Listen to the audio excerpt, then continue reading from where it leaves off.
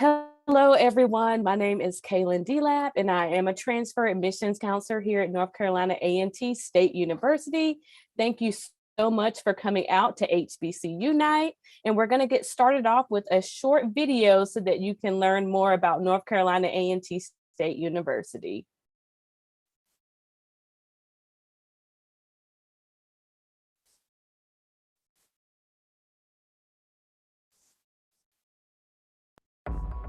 Look up. Get up. Do. Why? Because the do in us never sleeps, has no breaking point, and makes friends that last a lifetime. Do innovates and cultivates and takes the lead. Do breaks down barriers and uncovers new concepts. Do creates things, builds things, achieves things. Do comes in many faces, has been to many places, thinks outside the box, and pushes beyond barriers. We don't just play the part or act the part. We do our part. Do synchronizes, harmonizes, modernizes. Do creates its own paths.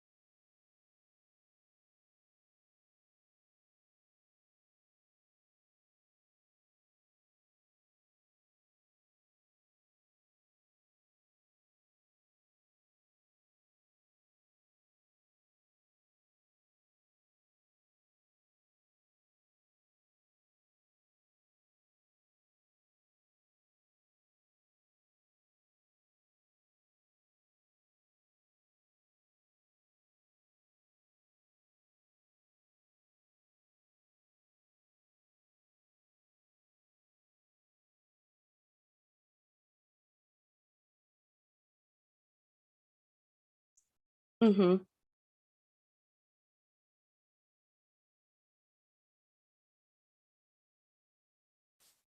So I've started my video and I don't see myself, but it says I'm live and it shows my name. Let me start the video to see if it will work that way. I see them chatting. It's like I'm frozen.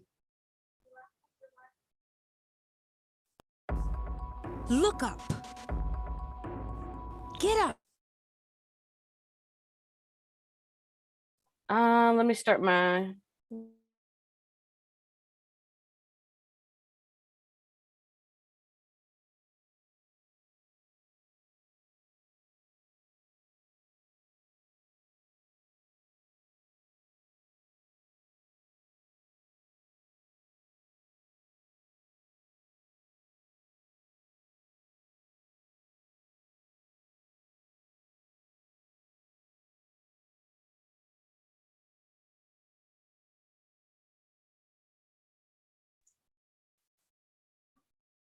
okay. Hi, everyone. My name is Kalen DeLapp, and I am an admissions counselor here at North Carolina A&T. I'm going to start off with a short video to kick us off. Thank you so much for attending.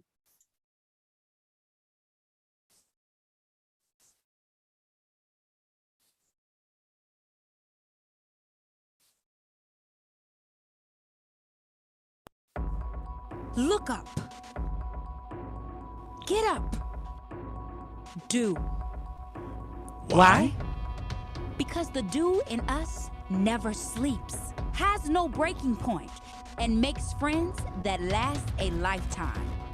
Do innovates and cultivates and takes the lead.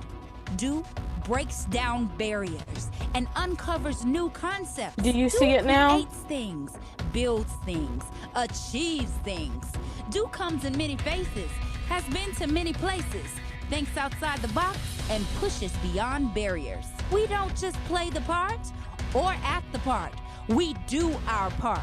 Do synchronizes, harmonizes, modernizes. Do creates its own paths.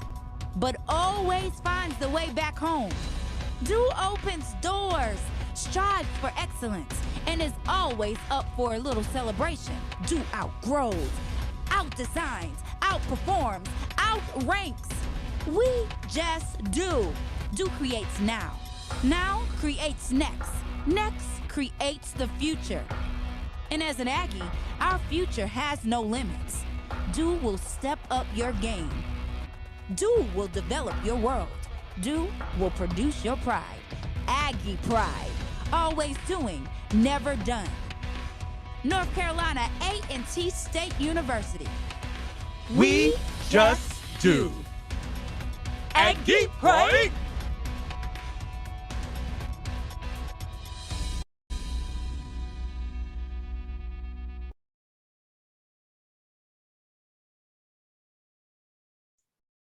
All right, everyone, thank you so much for watching that short video. We'll go ahead and get started with the presentation. If you can go ahead and put in the chat where you are joining us from. I see we have some people from New Jersey, Philadelphia, Detroit, Queens, New York.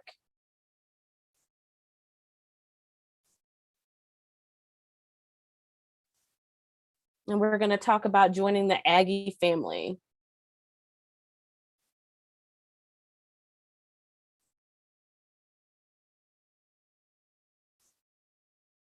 All right, so a few highlights about North Carolina A&T State University is we are founded in 1891 as a land-grant university.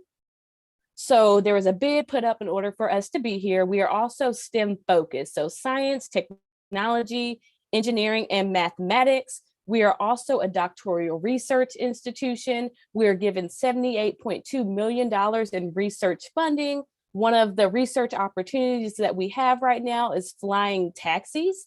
We are also the #1 public HBCU in the nation. We have about 13,000 students, making us the largest HBCU, and that includes undergrad and grad, and we are located in Greensboro, North Carolina. So not too far from Raleigh or Charlotte. There's plenty to do in the Greensboro, North Carolina area. There's a Coliseum. Also, we have our Greensboro Grasshopper Stadium.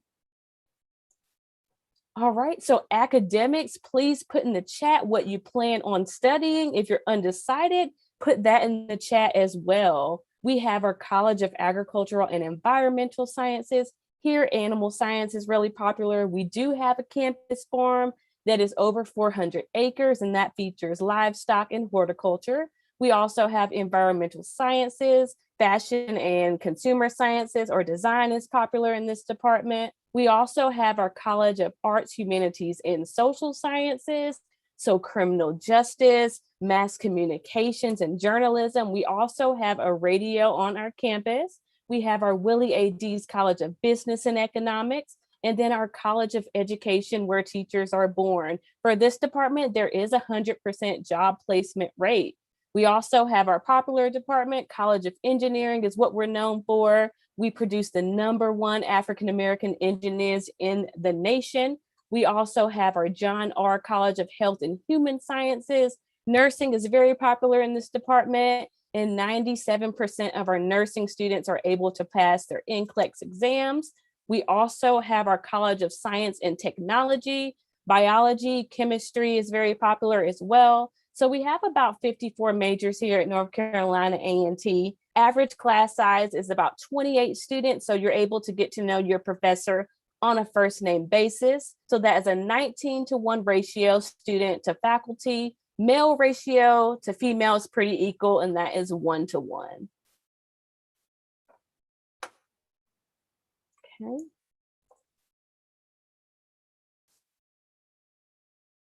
All right, so we do have some academic support and resources here for our students. We have our wonderful Center for Academic Excellence. This is your hub if you need tutoring or advising. Tutoring is done by someone that has passed the class. Also, if you're undecided, you're unsure what you want to do, they will help you. We do have some study abroad opportunities. Students have studied at over 200 different countries. If you plan on studying abroad or you're interested in studying at any country, feel free to put that in the chat. I would love to hear from you. Also, we have an amazing career services department. our career services department, they do prep you for the real world. So there is a career fair that we have. We have the largest career fair on the East Coast, and that features Fortune 500 companies such as Microsoft, Google, IBM. We've even had an Aggie ambassador to intern with Nike. Also, they'll help you with your resumes and cover letters. And we also have a partnership with JCPenney's to get some professional clothing. Okay, student life. So I don't expect you to be in your books all the time. If you're interested in sports, please put that in the chat. Are you interested in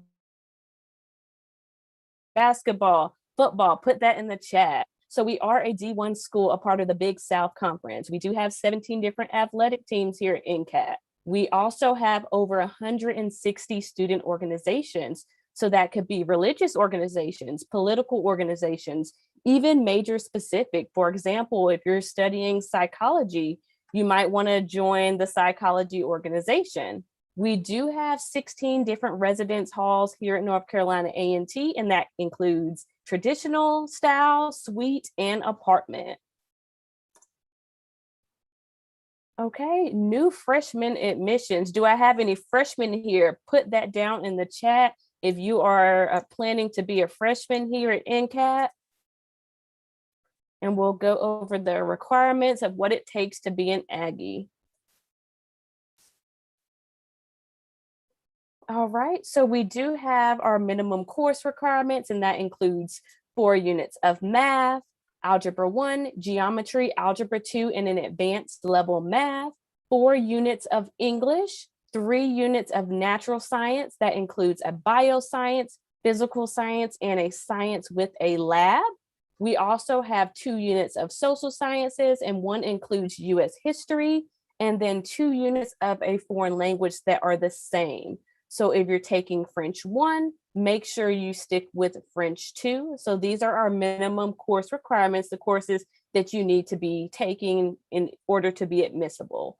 This is our average freshman profile. In order to be competitive, you have your in-state GPA, which is a 3.6 weighted, out-of-state 3.9 weighted.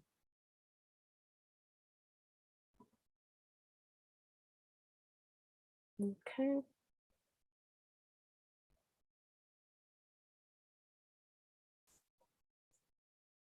There are additional admissions criteria for certain majors. So we have our Willie A. Deese College of Business and Economics.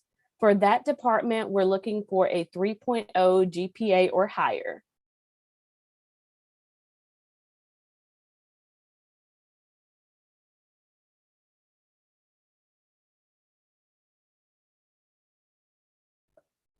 Engineering department, we have a 3.2 GPA or higher as well. And we are test optional, and you must complete pre-calculus. Nursing department, we're looking for a 3.5 GPA or higher, and we are test optional.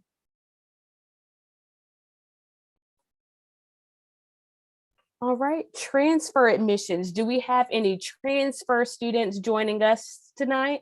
Feel free to put that in the chat if you are a transfer student.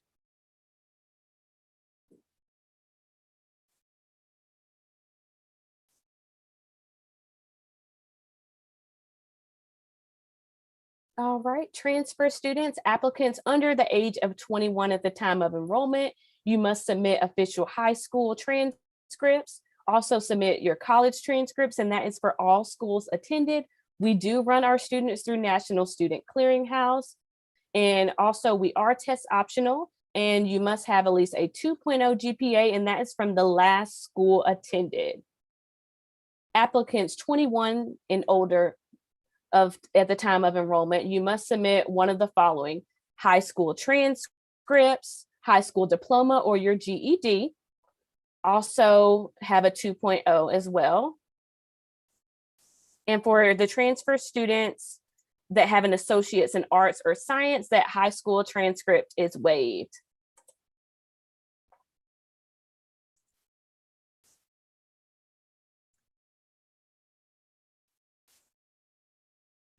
All right, so students that are under 21 and have less than 24 transferable hours, this is what you would need to complete: the 4 units of English, 4 units of math, and 3 units of social sciences, 2 units of social studies, and 2 units of the same foreign language. If you have not met these requirements, you must complete 24 transferable hours at a regionally accredited institution with a C or higher.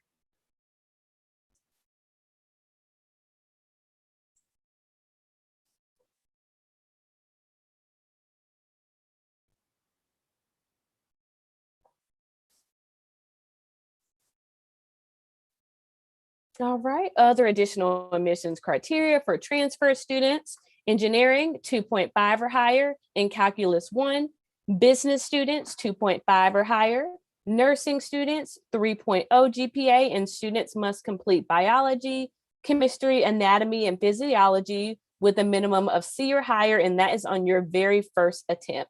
Other majors might also have special departmental requirements, so make sure you check out our transfer page on our admissions website. Okay, international admissions. Do we have any international students joining us tonight? Feel free to put that in the chat. So for international students, you must prove English language proficiency, and that can be done through this list right here. One of them is TOEFL. Okay, so transfer credits. We do have a partnership with the North Carolina Comprehensive Articulation Agreement. So the courses that will transfer over. Also, we accept AP, IB, and Cambridge scores. We also have a transfer articulation tool on our website. So if you're attending a school and you're not sure how many credits you will receive or what courses will transfer over, feel free to use this tool to help you. So transferable courses, those will be only awarded it from a regionally accredited institution in which you earn a C or higher. The max number for a 2-year institution is 64, 4-year institution 90, 2 and 4-year combined 90. All right, so let's get to the cost, financial aid, and scholarships. So we are the most affordable campus according to Money Magazine. This is the estimated cost. My in-state students, you're looking at around $9,350. Out of state is around $22,000. And then transportation, I'll say what the transportation costs. You do not have to have a car. We do have a shuttle that takes you around campus. And also we have our heat bus, which other institutions use that are in higher education. So you're able to get to places such as the mall. We have a friendly center, which you can do some shopping at. Books and supplies, here's your estimated cost. But right now we are partnered with Barnes and Noble till 2023. So students are receiving their books for free. Students can waive their university health insurance. So if you're on your parents' insurance or you have your own insurance, that can be waived. Room and board will vary on what type of room you're choosing and also your meal plan. All right, so different types of financial aid. We have grants. With grants, you do not have to pay that back. There are loans, also work study. You can work here on campus in our bookstore, even our library. Also, there are some scholarship opportunities, which I'll go over the different scholarships. So make sure you're filling out that free application for federal student aid, also known as the FAFSA. Our school code is 002905. And that will open up October 1st. Parents and students must obtain separate IDs. All right, here's the website when you're applying for financial aid, also known as the FAFSA, FAFSA.edu.gov. And again, our school code is 002905. Here are the freshman scholarships. We have our Cheatham White Scholarship, February 1 Scholarship, Lewis and Elizabeth Dowdy Scholarship, and our National Alumni Scholarship. Also, we have our Great Honors Program. There are benefits to this program. So there's lectures, series and workshops, study abroad opportunities, leadership and development, even honors housing. Freshman students, the GPA requirement is a 3.75 or higher, and we're looking for leadership and service. Transfer students, if you want to be a part of honors program, we're looking for a 3.5 GPA or higher and 15 hours earned. And that is from your prior institution. And again, leadership and service. Priority deadline for honors program is November 15th. Application process. So how do you apply to become an Aggie? All right, so you can apply through our Aggie admissions portal, also through the Common App.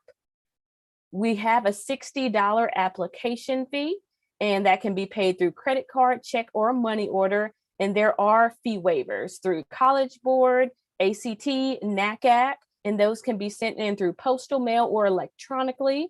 Also, letters of recommendation and personal essays are not required or reviewed.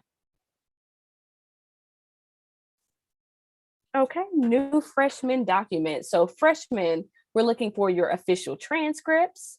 And also, if your transcripts do not show your senior year course schedule, we will, your senior year courses, we will ask for a senior year course schedule. And again, we are test optional, and those can be sent via the testing agency. This is our SAT code 5003 and our ACT code 3060. Okay, transfer students, again, official transcripts. We're looking for those for all schools attended. We do run students through National Student Clearinghouse. These are our spring application deadlines, international, new freshman, and transfer. You have the regular deadline, which is October 1st. Domestic new freshman and transfer, that deadline is December 15th. Fall 2022 deadline for new freshmen, we have our early action, and that is for scholarship consideration. That is October 15th. And then we have our early action too, December 15th. And then our regular deadline, June 1st. International new freshman and transfer, June 1st. All right, so we are here for you at North Carolina A&T. If you have any questions, this is our email address, uadmit@ncat.edu. Our phone number is listed. And also, if you need to mail in any transcripts, make sure they are sealed and sent here to Webb Hall, lower level. And please connect with us on Facebook. I'm going to go ahead and get the tour pulled up so that way you can see our campus.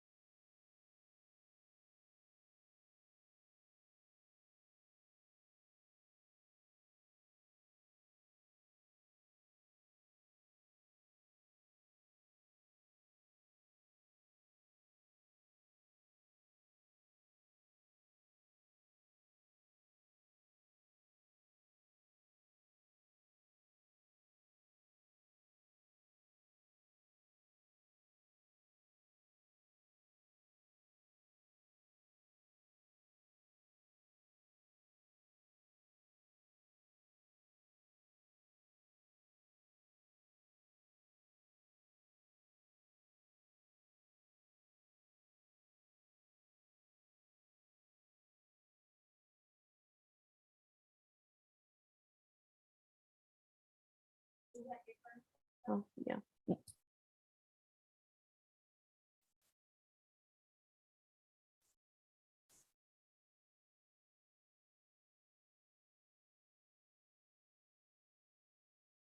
All right, Jalen or Donald, would you like to do the stadium?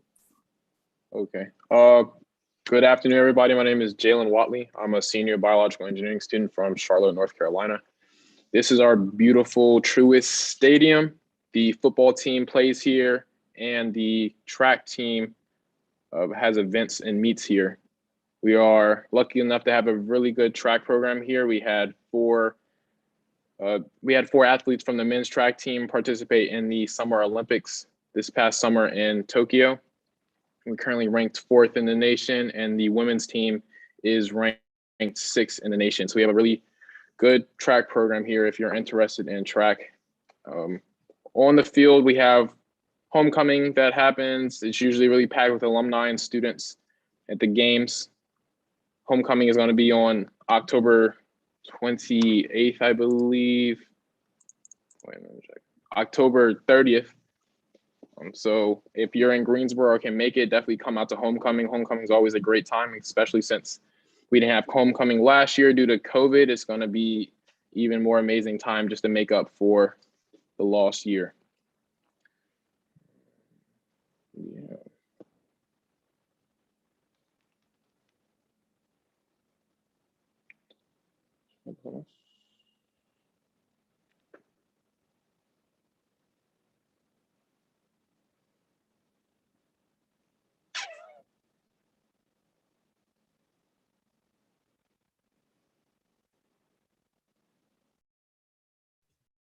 Good evening, everybody. I hope everybody's doing well. My name is Donald Hartsfield. I'm a junior bioengineering student from Raleigh, North Carolina. And I will be talking to you today about our beautiful dining hall that we have on campus. It is called Williams Dining Hall. A lot of times, if you're on campus, you'll hear it be called the Big Calf just because of the size of it. So just get familiar with a lot of like the lingo that we use here at A&T. As you can see, this is our first floor that you are looking at now. On our first floor, we do have 3 flex options. What flex options means is whenever you come onto campus, each incoming student will pick a meal plan. The most popular meal plan for freshmen is Meal Plan B, which offers 14 meal swipes and $350 in flex. What the meal swipes are basically the 2, or you can swipe into the 2 dining halls that we have. So this one and then our other one in the student center, which we'll talk about a little bit later. But for the flex options, is basically like a credit card amount that you have. And every time you spend at one of our various flex locations, it'll go down throughout this semester. The flex options and your flex money will reset at the end of the semester, and then your meal swipes will reset every single week. So you have that there. The 3 flex options that we have in Williams is a Starbucks that you see right there. We have a Qdoba, which is kind of like a Moe's and Chipotle. And then we also have McAllister's. All of these 3 are full service. And what that means is if they have the same exact menu as if you were to go to an off-campus site and get the same exact menu. So yes, you're able to like mix your drinks and get like the pink drink if you want at Starbucks because they have those ingredients as well. So this is the top floor of our Williams Dining Hall where we actually have our lines for the food. We have various options such as the main entree station that has like burgers. They sell grilled cheeses. They have sometimes they'll mix it up, do like meatball subs, things like that. We have our main entree, which could include anywhere from like international foods that they might be serving for a special occasion.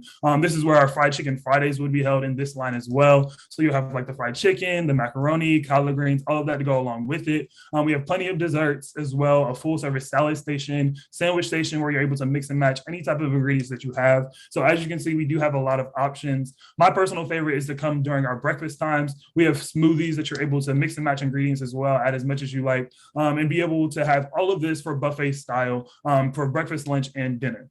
And this is our Williams Dining Hall.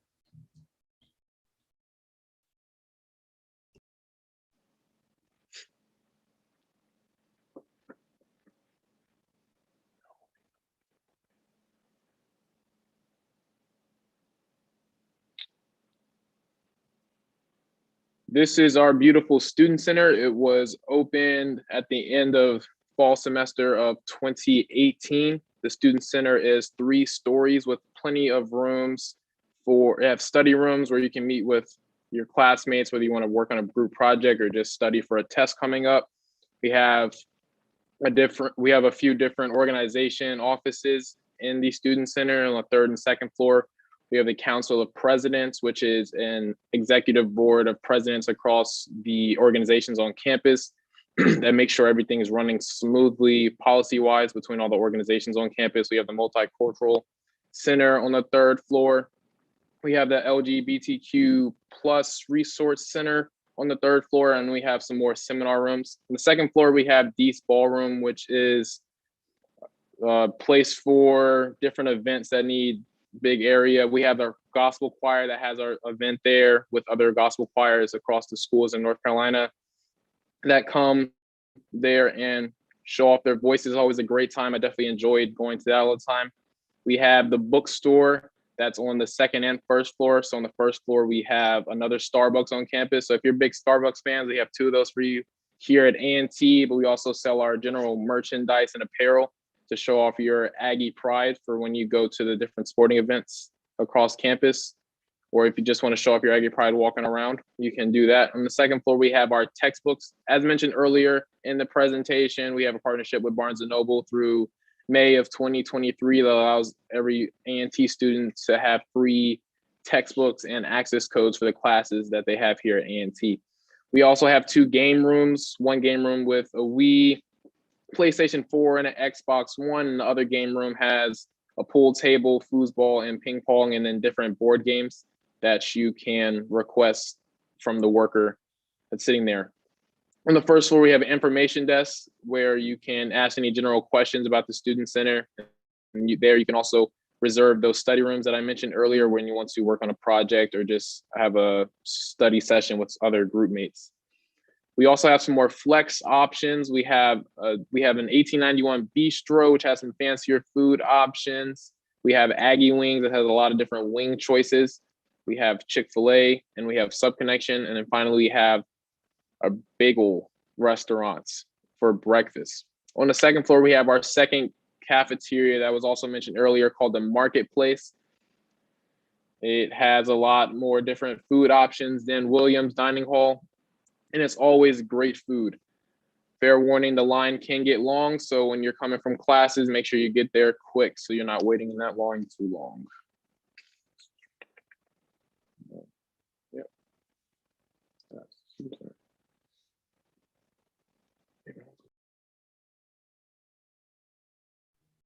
Okay, so now we're going to be talking about Corbett. By far, one of my favorite places to talk about on campus, but you'll hear me say that a lot. I personally enjoy basketball. This is the home for our men's and women's basketball teams, who are both phenomenal. They did very well in the MEAC in the past couple of years as well. But now we are transitioned over into the Big South Conference. So we'll be playing different teams, but still keeping that same energy and environment that we had for our normal basketball games. We were voted one of the best environments to play in, or for the players to play in the past couple of years. We were ranked in that top category, so that is phenomenal. Just to describe that environment for you a little bit, so we would have a DJ here that will play music during the commercial breaks, during half times, so there's never a dull moment in the middle of the games. We also have our band who is always there. And they will play their different types of music that they would normally play at a football game, but it's super cool because they'll kind of echo everywhere. So that's awesome. We have our cheerleaders who go around, not just cheer in one spot, but they'll come up to the 2nd floor to make sure that those fans are engaged as well. It's just super cool to see them go around. And then we also have, for our concession stands, we have the food trucks come out, and they would be there that you can also spend your flex dollars on if you ever need something to eat while you're there.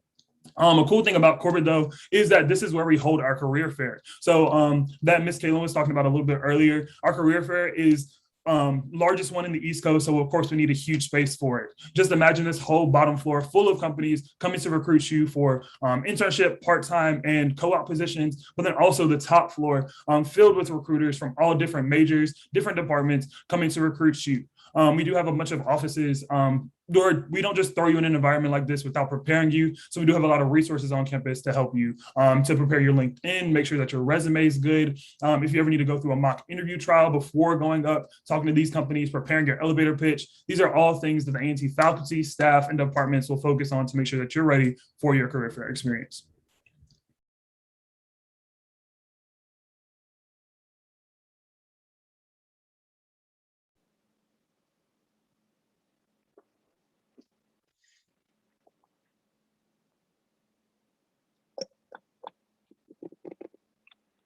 This is our campus recreation center. It has full access to all different types of weighted equipment that you'd find at your typical Planet Fitness or any other gym in your local neighborhood. We also have a track that goes around the entire campus rec center. The inside lane is 8 laps for a mile. The inside lane is 12 laps for a mile. The middle lane is 10 laps, and the outside lane is 8 laps. As you can see in the pan over video here, we have some TVs here. So it's a great spot. I used to like to go to freshman and sophomore year, especially in the evening when some sporting games were on, whether it's basketball or football. So I could work out with some friends and then watch the games at the same time. We also have personal trainers here that are usually students in health and science department here at A&T that can help you with a specific workout plan or routine that you want to have. So you can sign up at the Campus Recreation Center and meet according to your schedule and their schedule. We also have a dance studio. If you're interested in dancing, we have a dance organization on campus. And then we have our intramural office in the Campus Recreation Center as well. So if you're interested in different intramural sports, you can definitely sign up for those throughout the school year. We have open gym and more gym that happens with the intramural basketball. And we also have tryouts for our intramural team that travels across the country playing other intramural teams from specific universities that are participating in that tournament. As you can see in the pan over video a little bit, you see some banners. Even in our intramural level, our athletics are astounding. We always take pride in how well we do with that. So if you're interested in intramural sports, stay on the lookout for that. Follow the I Am NCAT Sports page on Instagram and Twitter, and look out for posts that they have regarding, again, open gym or intramural interest meetings for your specific sport that you're interested in.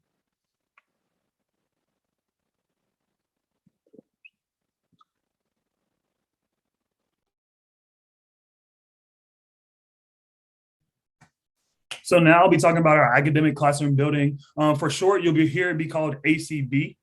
This first building that you're looking at on our first floor, this big, brown, beautiful building, is home to our honors, our university honors program. So in here is housed all of our academic advisors for the honors program, the counselors who'll be able to help you. They're very friendly. It's awesome because they're right next to where you'd be living, so not too far of a walk. They had open door policy to where whenever they were in the office, you could just stop by, talk to them, ask them a question, and that's super convenient, especially in the time during whenever you need like a quick question answered.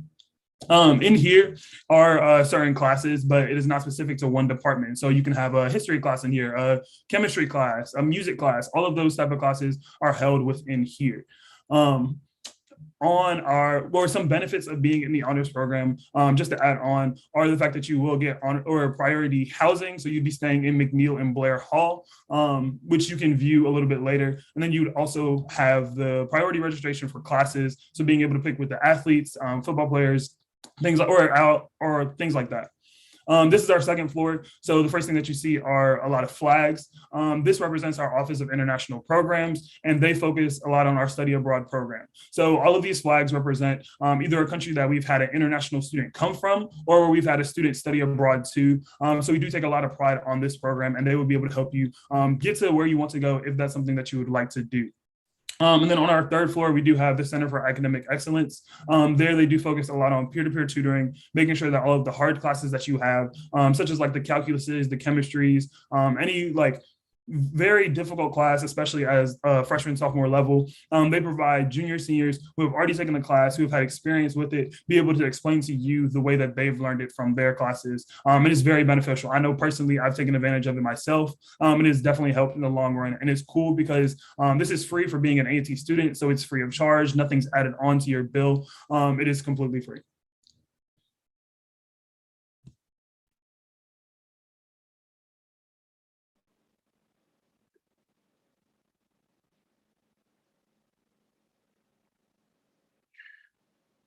Webb Hall is home to the Animal Science Department here at North Carolina A&T State University. And on the bottom floor of the basement is the home of the Office of Undergraduate Admissions.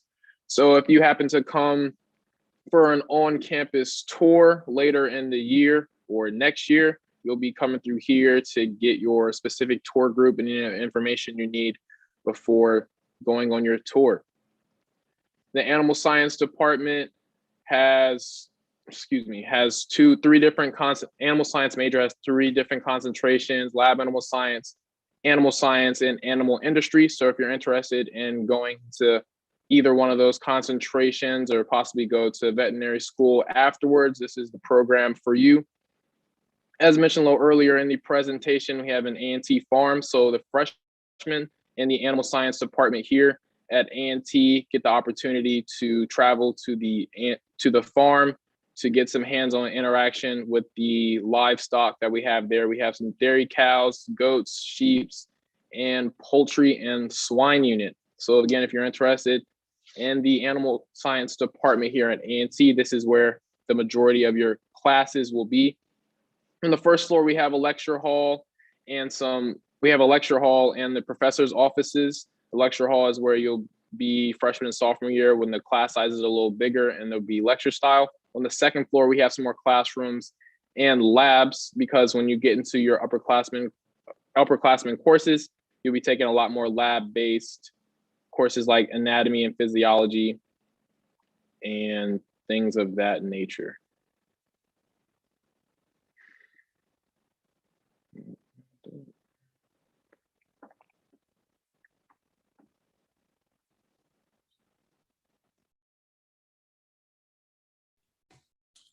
This is our Dowdy building. So a lot of the times we like to refer to it as the principal's office that we have on campus, just because a lot of the resources that are housed here. The first one that everybody is very excited to know about is the financial aid office. It is actually housed in this building on the first floor.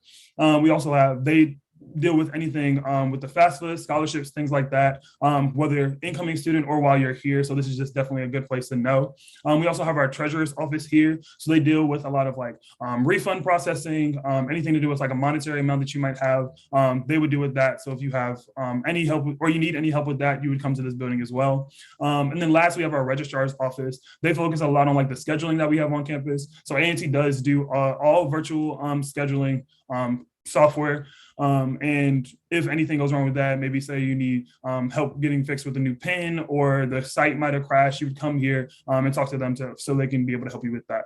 A cool thing about this building as well is on the third floor is actually Chancellor Martin's office.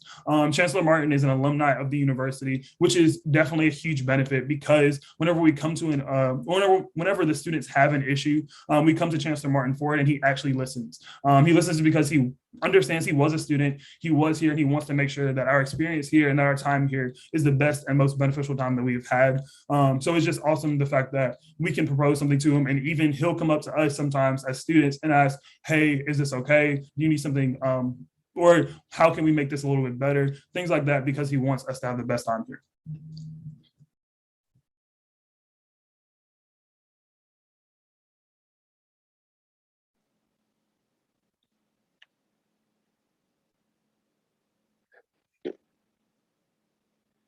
FD Bluford Library is named after the third president in North Carolina A&T State University. It has 4 floors. On the basement floor is the IT department. Another perk of being an A&T student is that you get free Microsoft 365 Office applications installed on your computer. If you're registered as an A&T student, you go to A&T's website and follow the instructions to get those applications loaded onto your computer.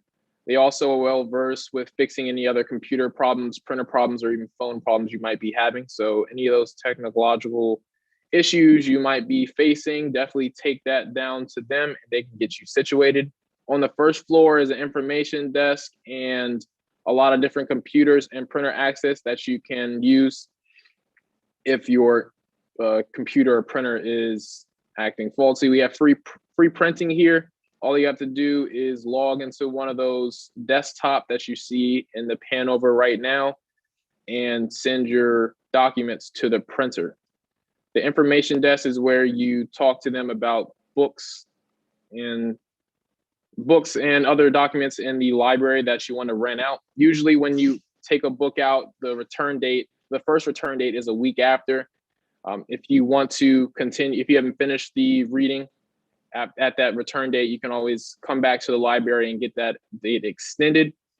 On the second floor is an area where a lot of students come to meet with their groups on classmates studying for test quizzes or working on their group projects. Bottom at the information desk, you can reserve some of the study rooms on the second floor and get that situated. On the third floor is the quiet floor, excuse me. That's where a lot of students come to just have a quiet space to work on their assignments. I know I used to go there a lot freshman and sophomore year because the second floor can get a bit loud with everybody working on their projects and everything. So third floor is a nice quiet place to go to if you want to focus some more. You also have an archive center on the second floor of the library. So all the yearbooks from past classes. So if your brothers or sisters or your parents or grandparents went, you might be able to find them in some of the yearbooks in the archive there. You also have a lot of older books and documents that have been in A&T's possession for a long time that you can find in the archive center.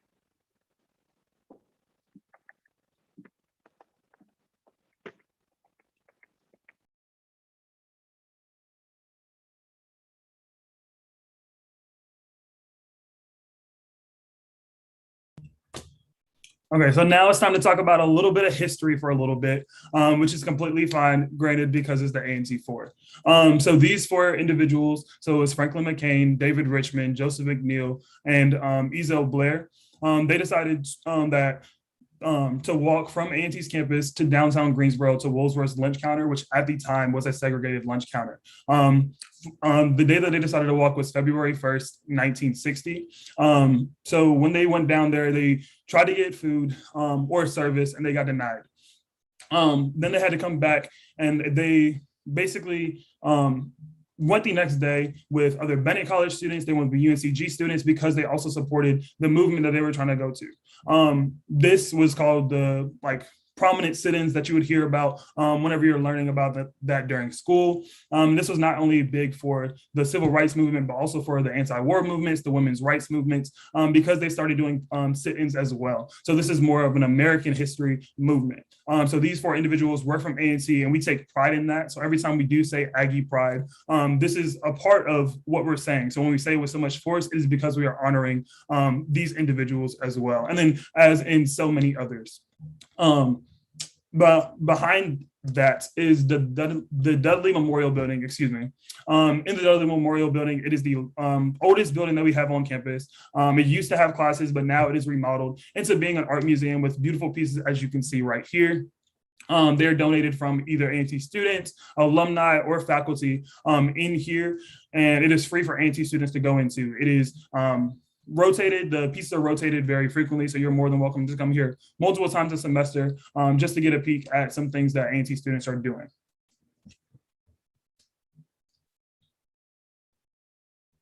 Oh, and then this is also a voting site, excuse me, a voting site for A&T students. So whenever the elections were going on, A&T opened this to the students and then also the surrounding community to be able to vote in this in the election, which was pretty cool.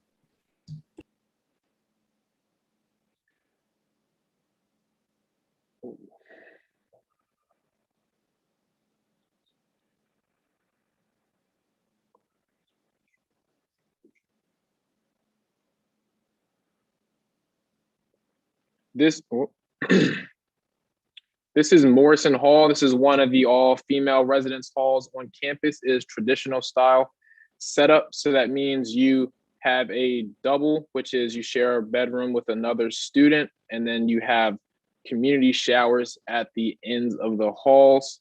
Lucky thing about traditional style residence halls is that you do not have to worry about cleaning the bathroom. And then it's a great way to make friends your freshman year because the rooms are right across the hallways they're not too tight, but the doors are right across from each other. So I know a lot of friends that stayed there freshman and sophomore year, you used to prop your door open and just talk to other students across the hall diagonally or beside you just to make good memories, make good friends your freshman year. You can also be an RA in Morrison Hall if you want to, during your sophomore year. So you would apply during the spring semester of your freshman year, and you'd either get accepted or denied. And if you get accepted, you'd be placed in a specific residence hall. So that could be Morrison Hall, again, a traditional residence hall, or any of the other residence halls on campus. Each residence, each dorm, each room that you stay in is included with a mini fridge and a microwave, as well as a desk and a dresser with 3 to 4 drawers in it.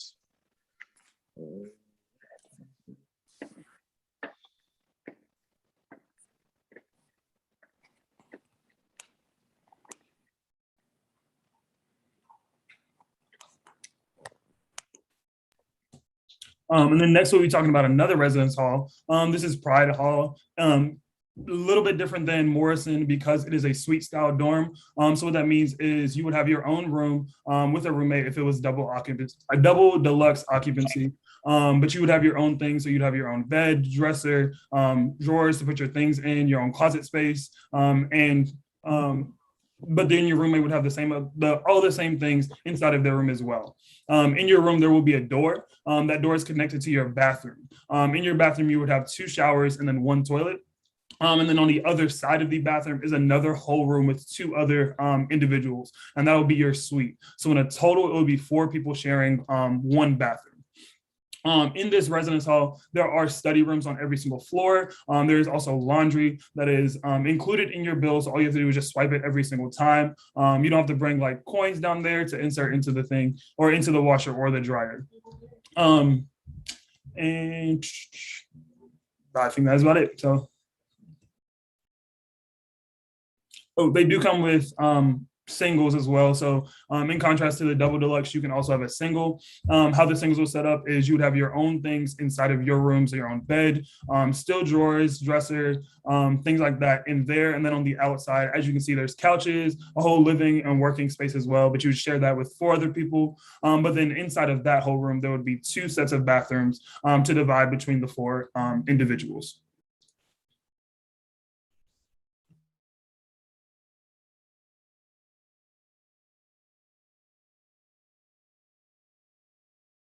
And then this is just a visual of what our study rooms will look like. In these study rooms, there are different events that the Residence Hall Association will hold in here. So they have like trivia nights. Sometimes they'll have movie nights. Just different game nights can happen in here as well. Some students do come in here just to work, sometimes doing group projects with each other if they are living in the dorm. And then certain security measures that we have for our dorm. So you have to swipe into every single residence hall, and you are only allowed access to the residence hall if you live there. Visitation is past 12, or you cannot have visitation past 12 o'clock midnight. So that means if you are not a resident of that dorm, you do have to leave past 12.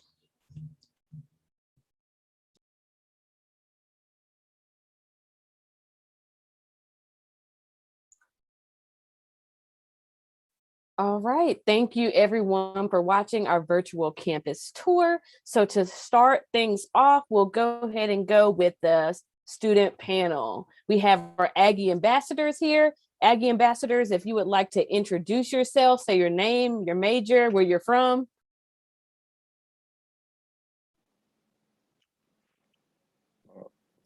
My name is, again, whoops, you can go. Go ahead. Okay, just again, my name is Jalen Wadley, and I'm a senior biological engineering student from Charlotte, North Carolina. Hi, everyone. My name is Dia Moore. I'm a junior political science student from Indianapolis, Indiana.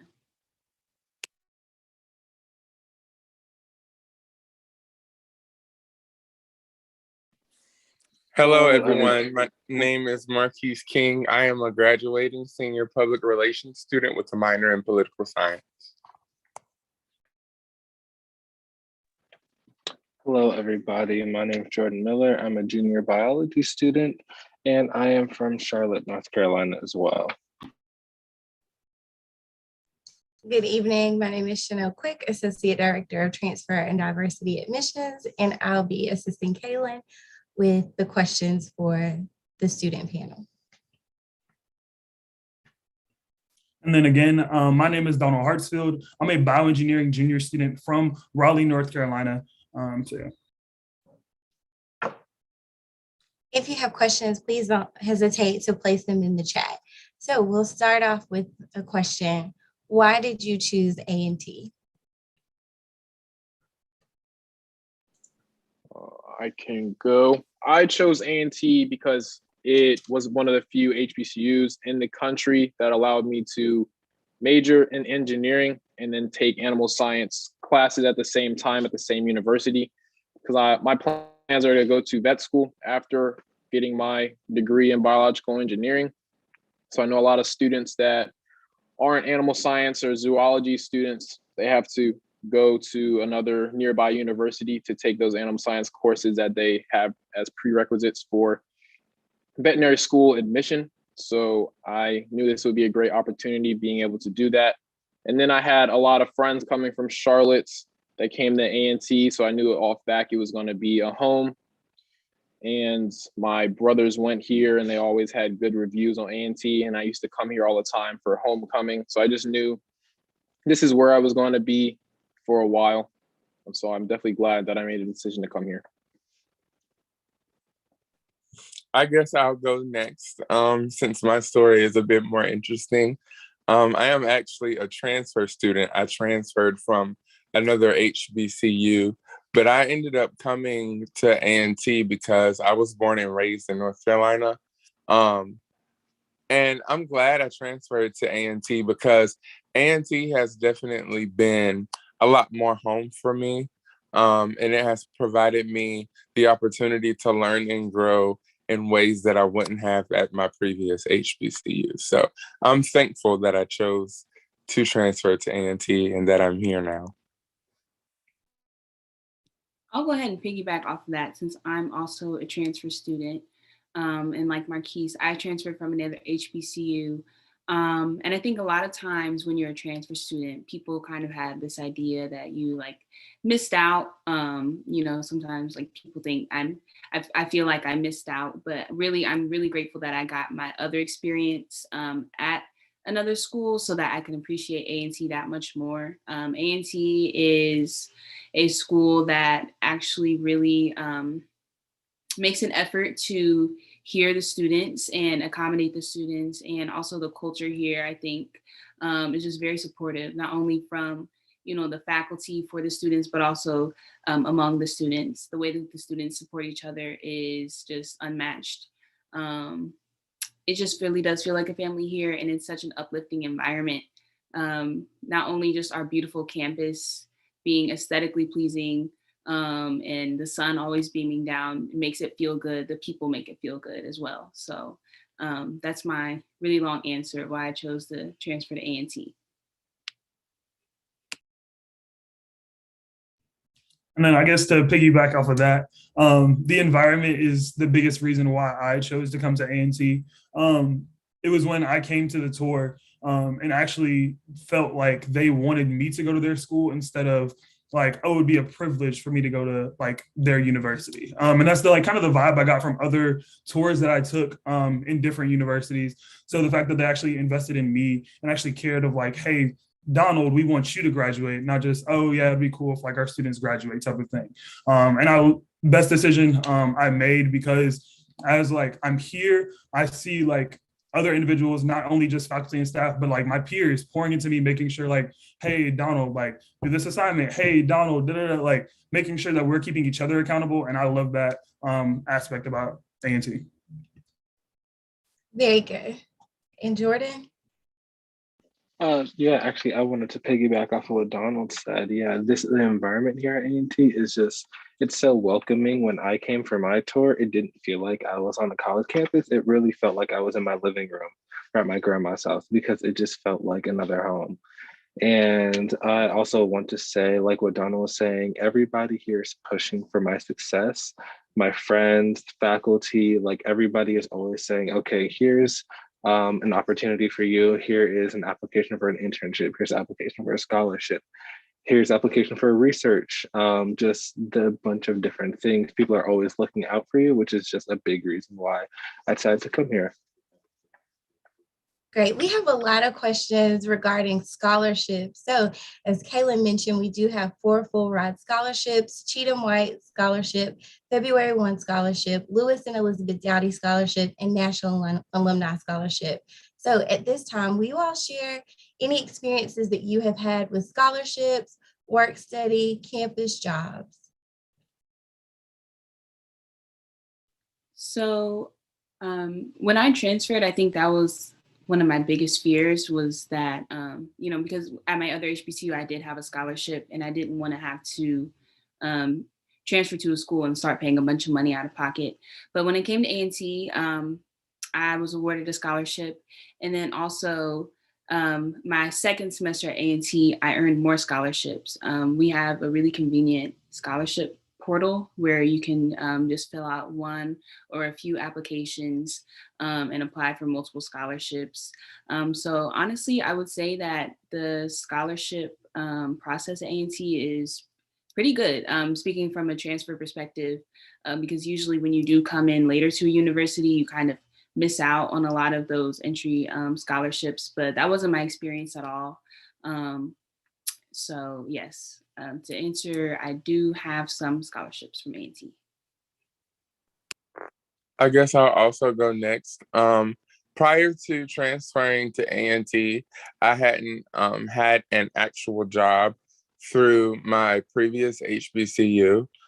So I'm thankful for this opportunity like now to be an Aggie ambassador, and even more specifically, a transfer Aggie ambassador. Because last year I wasn't considered work study, but this year I'm considered work study and things like that.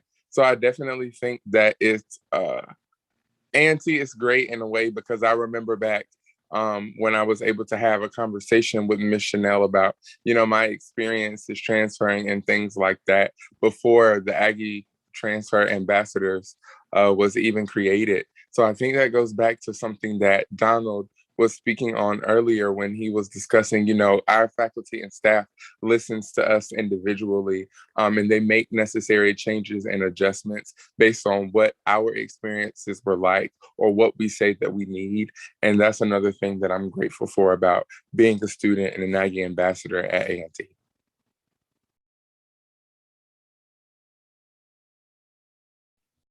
So I can follow that. So I am actually a Lewis and Elizabeth Dowdy Scholar. So I do have that scholarship. But then I also am a worker, but there's also other employment opportunities on campus as well. So you can work in the student center, you can work at any of our flex option places. Those peer-to-peer tutors, we know that you could work in there. And then you, as Dee was mentioning, there's a whole portal similar to the scholarship portal where you can also apply to those jobs as well. But I guess if like advice to give to anybody applying to the Lewis and Elizabeth Dowdy or any scholarships similar to that, just like be yourself. The main part is the interview. When you go in there, they understand like, hey, these are academically excellent students, but also recognizing that, hey, these are like excellent human beings as well, and they're going to go out and be global leaders in the world. So making sure that you're setting yourself up to be that, and then when you get on the A&T's campus, continuing to be a leader. Those are the individuals that they're looking for in that. Does anyone have an example of receiving a departmental scholarship? Yes, my major is in relation with the natural resources. Well, it's NRCS. I'm not sure on the specific acronym, but it's NRCS scholarship through my specific major. So the professors in my department send out emails over the summer and then over winter break for students that have expressed interest in scholarship need. So that's the case with every single major at A&T. They have their departmental or specific major scholarships that you can apply for, and make sure you are staying on the lookout for those emails, again, from your professors throughout the school year, even over the summer, so that you're not missing out on money. Great. So apply to scholarships, fastweb.com, and also tmcf.org. We had a question regarding IEP accommodation. So yes, we do have an Office of Accessibility Resources, and they will assist you with your IEP accommodation. So at this time, with my Aggie ambassadors, we'll talk about the organizations that they're a part of on campus. Organizations and clubs and if anyone wants to speak about the organization fair that we recently had. I'll go. Hello, everyone. My name again is Marquise. I am currently, in addition to being an Aggie ambassador, I am also a member of the North Carolina A&T Fellowship Gospel Choir. So I do sing a little. And in addition to that, I've had the opportunity to be a part of RHA. Last year, I served as RHA's Mr. East Campus. And it's super exciting now because people are running for the positions again. So soon there will be a new Mr. East Campus on campus, and that is exciting.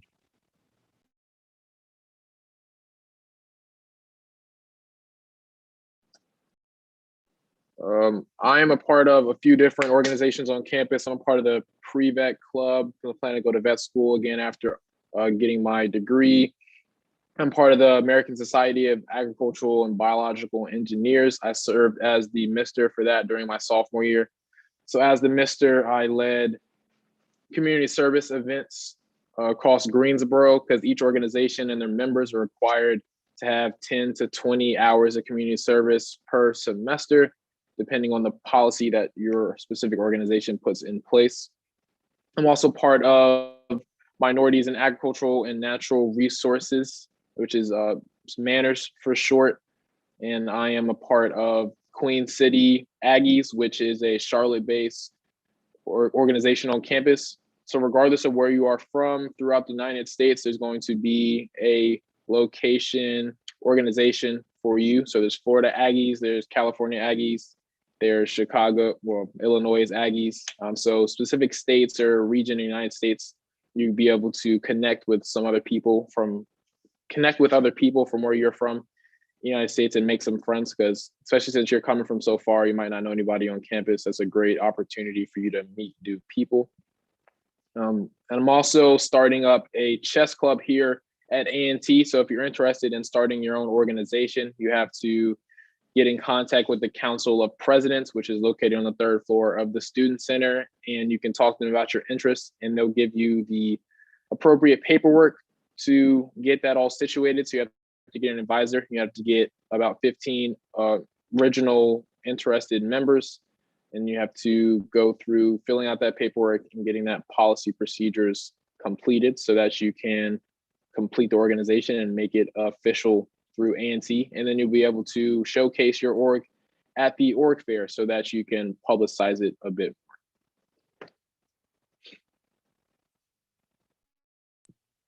I'll go next. I'm a part, one of the organizations I'm a part of is Aggie's Debate. I currently serve as the secretary for this year. And that Aggie's Debate was actually the first organization, well, we're a team, but first organization that I joined when I transferred to A&T. So that does hold a special place in my heart. And we compete too. We compete against other HBCUs. We compete against PWIs. So yeah, we're a really fun team. And then I'm also a part of Phi Alpha Delta Law Fraternity. So I'm pretty sure someone already said this before, but A&T does have non-Greek fraternities and sororities. And so even though I'm not technically on the pre-law track, I am a political science student who's interested in going to law school after graduating. So that's just a good opportunity for people who are interested in law and things like that. And we do things like LSAT review, basically just helping each other out and getting ready for our careers after graduation. And then another organization that I'm a part of on campus is Midwest Aggies. So like I said before, I'm from Indiana, and we are usually a pretty underrepresented group on campus. So it's cool to be with people from Indiana, Illinois, Ohio, because, you know, being Black and being from the Midwest is definitely a unique experience. So, and sorry, my background's a bit, sorry, my lighting's messed up, but yeah, so those are just some of the organizations that I'm a part of on campus. And then I can go next very quickly. So I am a part of the Honors Student Advisory Board. That's just a board under the honors program where we've planned events specifically for the honors students here, ranging from all classifications. So some examples, or my role specifically is the director of events. So I plan a lot of like social events. So last year I did do a poetry slam. We have things like paint and sips. And now we're trying to start to try to plan a little bit more in-person things. And hopefully by the time y'all get here, we definitely will be able to have some of those as well. But the whole board itself also works on like community service initiatives, especially during COVID, to make sure that those people who still want to be involved in the community can be while still social distancing or doing it remotely as well. And then we also focus a lot on like professional development. We did a lot for the career fair, making sure people had mock interviews, professional like attire, things like that for our honor students to be ready for the career fair. Another organization I'm in is a biomedical engineering society. That's just my academic organization since I am a biomedical engineer, where we just from all classifications come together. We do community service sometimes. We have meetings just about really anything to get to know each other. Also, it's just building a network to work with upperclassmen or the incoming students who are coming in to be able to provide advice, support, things like that. I can go next. So I'm in a couple organizations, but most of them are catered towards the biology department or that field. So I am in Tri Beta, which is the Biology Honor Society. I'm also in MAPS, which stands for Minority Association for Pre-Med Students. So while I'm not myself on the pre-med track, I am interested in getting my PhD within the biological sciences once I graduate. So I am in that organization, and they do a lot of prep with graduate school requirements, making sure that you are ready to apply for graduate school. If you are interested in going to medical school, they do MCAT prep. I'm also a part of Big Brother, Big Sister. So that is a mentoring program on campus through the biology department. At the beginning of every year, they partner all the mentors or continuing biology students with mentees. So that includes all the freshman biology students. So it's just a way to make sure all the new biology students become acclimated with the university. It doesn't have to be specifically academic. It can be social life and other things like that. Yeah, that's pretty much everything that I'm involved in.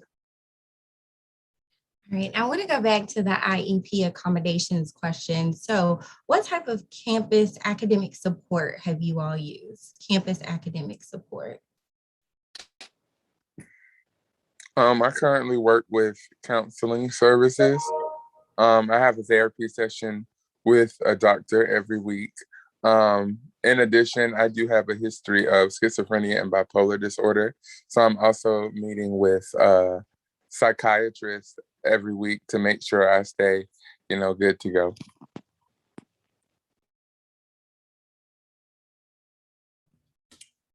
So as I mentioned a little bit during the tour, the Center for Academic Excellence, I personally have taken advantage of that. Specifically in a chemistry class, it was like Chemistry 106. So the first one I got here, way different from chemistry in high school because I thought I had that, but then I came here, it was just a little bit more fast paced. So to be able to have it re-explained to me in a different way was very beneficial. So that's something that I took advantage of. I'm not sure if this counts as on-campus academic support, but I definitely take advantage of those office hours. A&T is a big school, so a lot of times you will be in class with a lot of other people, but going to office hours or even sometimes just staying after class and talking to my professors about like my progress in the class or an upcoming assignment that I have any questions about, or even bothering them with my email. The professors here are very open and ready to help if you have questions or if you just need some help or some advice. So I take advantage of that all the time. Okay, we have a question regarding sports. We are a part of the Division I Big South Conference, and we have 17 athletic teams. Can any of you talk about sports or intramural activities?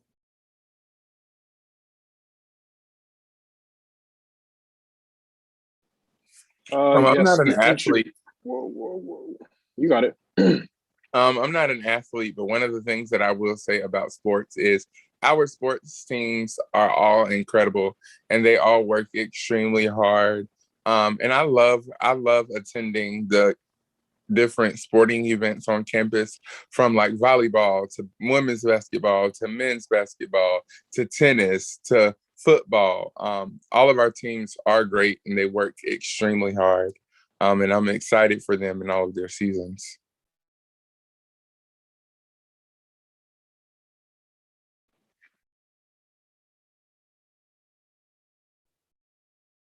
Okay, there's a question regarding the law program. Dia, can you go into the pre-law program? Okay, yeah. So like I said, I'm not technically on the pre-law track right now, but I will say, even though A&T is a STEM-focused school, I think that in a way almost makes our pre-law students stronger, just because we are like kind of our own family. That's with any school, I mean, any school or college here at A&T. But as far as the law program, I know that the political science program here is very strong here at A&T, and that's located in Gibbs Hall, where the grad school offices are located. And other than getting on the pre-law track, I think my biggest suggestion for anyone interested in pursuing law after graduation would be to join Phi Alpha Delta Law Fraternity. Like I was talking about before, and it is a national fraternity. Like we have very notable members like Ruth Bader Ginsburg. So, you know, it's not just A&T, it's much bigger than A&T, and it's a great opportunity, not only for resources for getting ready for the LSAT, but just networking, you know, getting in touch with lawyers, law students, internships, working in law offices, things like that. So I think that would just be my biggest suggestion. Would be to get in touch with other people interested in law outside of the classroom.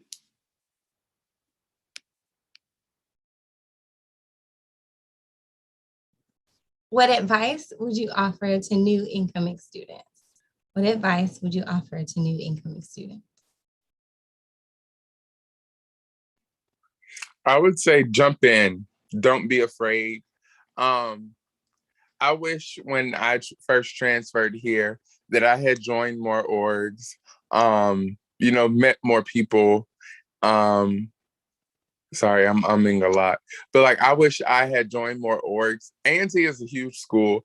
I wish I didn't let my fear of being new or different or a transfer get in the way of, you know, exploring A&T for all that it is and all that it would be in my time here. So I definitely would encourage you all when you get here to just jump in and get involved and meet new people and just enjoy A&T. Yeah, and then I'll follow that. That was perfect. Kind of similar to what I was gonna say of just like embrace the environment and the family. Because I know like similar, like my first day I got here, already toured it, so I was already familiar with the school. But then seeing like the first day of classes, how like it's kind of like a shock almost. So being able to like say like, hey, don't get scared from that shock and kind of like shy away, like embrace it, jump in. That doesn't mean you have to like join 7 organizations, but hey, let's go to a football game, or I'm gonna go to this event that the Student University Activity Boards is hosting. So also that's a way to get involved on campus and to embrace everything on your first semester. And I'm going to let somebody else go, but I also want to say, even if you have to go alone, go, because you don't know who you're going to meet when you get there, who you're going to be around. And those connections end up being some of your lifelong friends, some of your friends that stick with you and help you and things like that. So even if you have to go alone, go, don't be afraid. Yeah, I was basically just going to say a hybrid of what Marquise and Donald said. I was just going to say, go to the student center, even if you go by yourself. Like when I first transferred here, I would just go to the student center, whether it be to eat, whether it be to go study, just to relax, just because there's always people there. There's always something going on. And again, another thing I love about A&T is that people will speak to you. It's a great thing about being in the South in general, but it's just a part of A&T culture to be kind to people. And so, like you said, don't be afraid to go alone. It's college. People are coming here to have a good time, to meet other people, and they're just as scared as you are.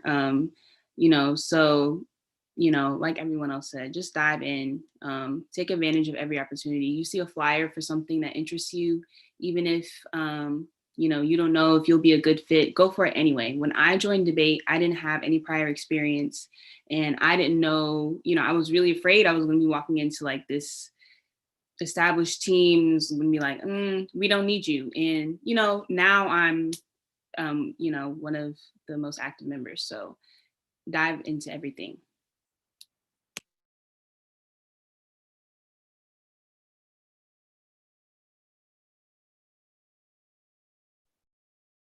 All right, we have a question regarding housing or residence life. If you all will share your experience in housing, talk about your room style, any living, learning community that you've been a part of. I can talk about this a little bit. So my first 2 years, I was living in McNeil Hall, which houses the honors living learning community. So that is where all the honor students are defaulted into.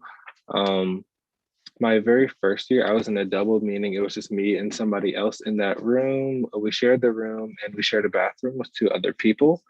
Honestly, there was a lot of space in the double, a lot more than what I thought there would be. There weren't any problems with anything like that. So space honestly I know space can be a big concern when you're moving to somewhere and you realize you have to share a room with somebody. But in McNeil, there's a lot of space for me. And my second year, I was in a single in a suite. So I had that room to myself. And then there was the 4 other people in the suite. And there was that living space. And it was very convenient being able to have somewhere that I can just do work or just hang out and not have to actually like leave my room. One other thing about the honors dorms is that they're very central to campus. Like they're in the middle of everything. So if you want to go to the student center, it's like 5-minute walk. If you want to go to Williams, like 5-minute walk. It's really in the middle of everything. So it's really convenient being able to live on that part of campus. I'll go next. In my time staying on campus at A&T, being that I am a transfer student, I was fortunate enough to stay on the newer side in Pride and Suites. And in addition to that, I've also had the opportunity to be a part of RHA, which stands for Residence Hall Association. I would definitely say Pride was great. I had a roommate in Pride, so that was interesting because I always had someone there to talk to or laugh with and things like that. And then we shared a bathroom with 2 guys that were next door to us.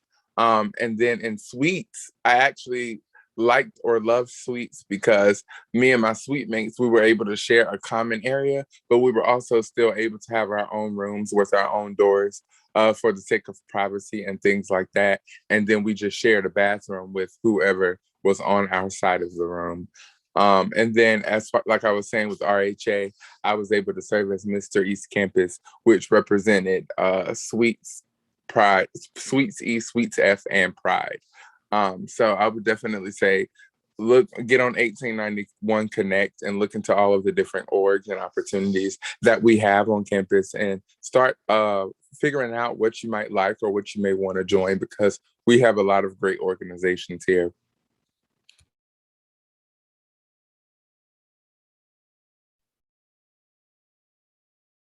Have any of you had any internship or co-op opportunities?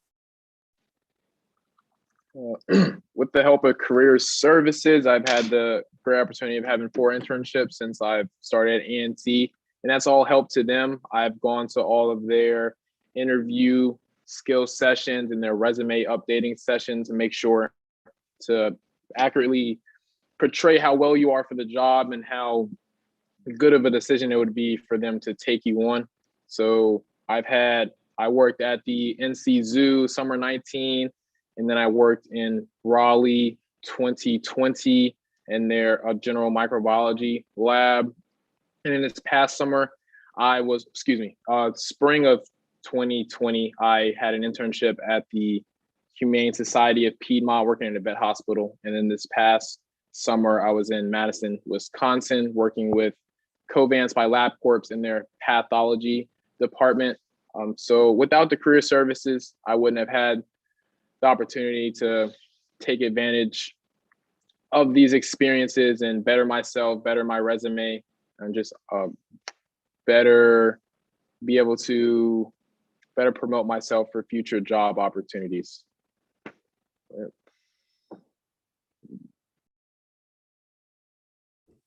Yes, I also had an internship this past summer. So I worked with Clemson University, and it was under what's called an RAU program, which is Research Experience for Undergraduates. The great thing about that is that it requires no previous experience. So yes, incoming freshmen, this is something that you can do just by being enrolled into a university.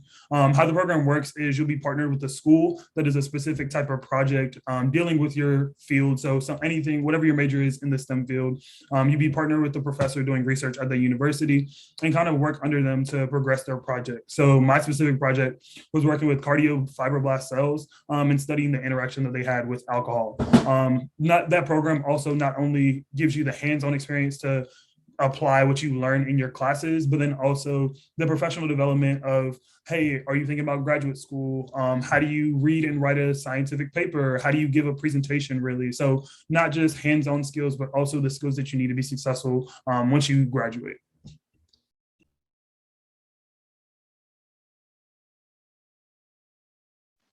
I want to piggyback off of what Donald said because I also had an REU this past summer, but I was at Vanderbilt University with their working with their medical school.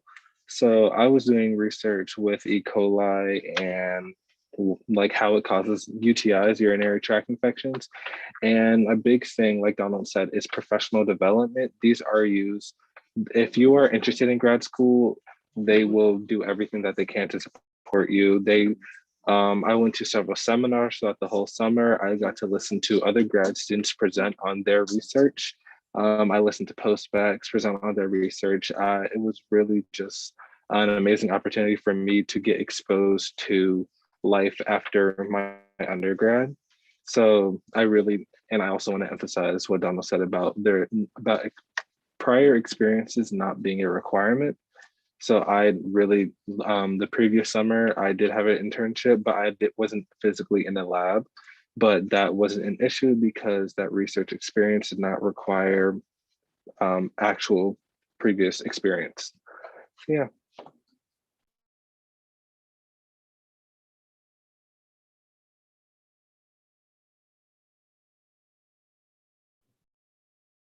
Kaylin, would you like to ask a question? Sure. Let's see. I'm not sure. Do we have any like commuter students? Anyone a commuter? Okay. If you I'm a could commuter. share I just live a off commuter campus. experience. I'm a commuter because I live off campus. Um, this is my first year living off campus since I've started college. So I don't actually really like commuting because I stay 20 minutes away from campus. So by the time I get to campus, I'm pretty much on campus all day, whether I'm waiting for class or doing some homework or talking to friends. The only thing that I don't really like about it is I don't feel like 20 minutes is close enough for me to, drive home and take a nap. Like I could when I lived on campus, and I could just walk across the street to suites in between classes and take a nap and things like that. But I will also say that the Student Center has areas where you can lay down and take a break and take a nap and take a load off. So I'm super duper thankful for that on campus.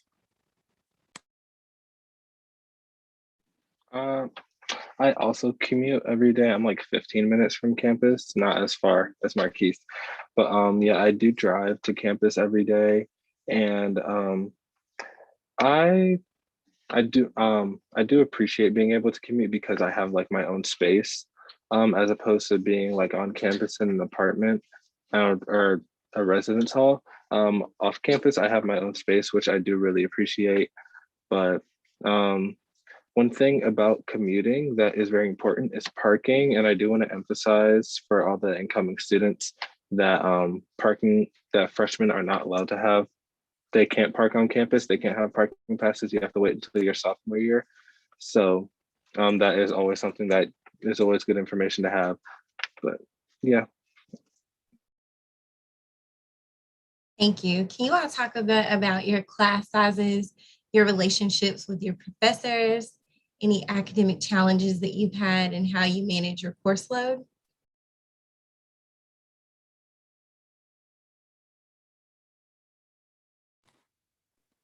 I can go. Well, so course load, professors, all of that stuff. So I've been fortunate enough to I just have really good professors my entire time here at A&T. I haven't really had any complaints. And class size, I also have been fortunate enough to have really small classes. I haven't really had a class more than 35 students, besides like one of those really big seminars where they try to fit everybody into that one class. But I've been fortunate enough to have like those professors that are very involved with their students. I actually am doing research with one of my professors this semester. So having her as my PI, a private investigator, doing research with her in her personal lab, and then going to class and being able to have that relationship with her already, I really appreciate that. But yeah, that's all I really have to say about that. I was also going to say, as a PR or public relations student, I am fortunate enough that a lot of our classes are specialty hands-on classes and things like that. So they actually aren't allowed to have more than 20 students in them. So most of my classes have capped at 20, which I think is great. I'm even in one of those classes now, and there's only 10 of us in there. So being able to have those one-on-one conversations with experienced public relation specialists and different TV workers and things like that is actually really incredible, because it has helped us to form, like he was saying, good relationships with our professors. And even now I'm in one of the classes and the professor is my advisor. So he personally knows me and what I've been through. So he's been working with me to help me in my senior year to make sure I graduate and things like that. And I definitely say that's one of the things about A&T that is special in classes and that I love, because your professors will work with you and help you and support you in any way that you may need.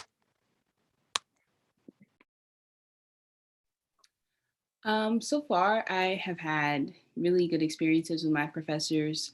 I really can't complain and I already talked before about, going to office hours and bugging my professors. So I won't go into that again, but I will say, as far as managing my course load, so I'm a political science student.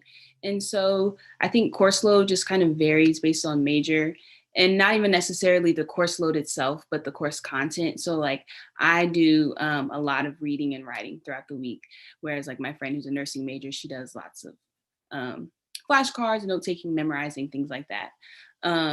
But as far as managing course load, even though A&T is a very fun and vibrant school, I honestly don't find it hard to focus here. And be studious. You can go to the student center and laugh and have a great time, but when you go to those second and third floors, and even on the first floor, people are really studying hard. And so I think for me personally, managing my course load has actually been pretty easy coming here. Just because there's so many open spaces to study, which is good for me personally. And there's also just an environment of excellence and studiousness, is that a word? Here on campus, so yeah. All right, let's talk about campus surroundings. What is there to do in Greensboro, North Carolina? So I can talk about this a little bit. Since I am from Raleigh, So in Greensboro, you first have like downtown, or at A&T, you do have downtown Greensboro, which is pretty close. I know one of our or not shuttle buses, but our buses will take you over to downtown Greensboro. It's called the GCA bus. There they have different restaurant options that I know a lot of people go to. And then there's also different festivals that happen that the city of Greensboro will host. I know a bunch of A&T students will go to them. I know my freshman year, we went to one that our actual gospel choir was performing at, which was pretty cool. So just the fact that downtown Greensboro and A&T partner together to make sure that A&T students are aware of the opportunities there. Some other cool things is Charlotte is only like an hour and a half away, similar to Raleigh. So two like very big cities in North Carolina. If you ever want to go there, there's plenty of things to do over in those places. I know there's a lot of parks in downtown. A lot of people like to go hiking and just different things like that.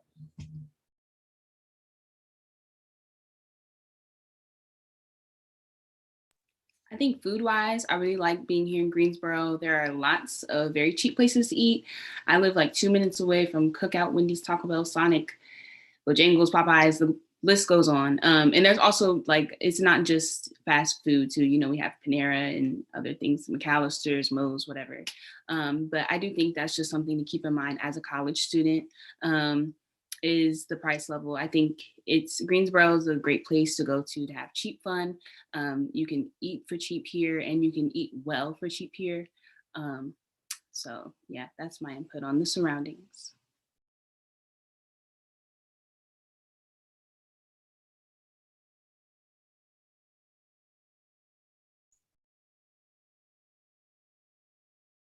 All right, can you talk about study abroad, or do you know anyone that has studied abroad here at North Carolina A&T?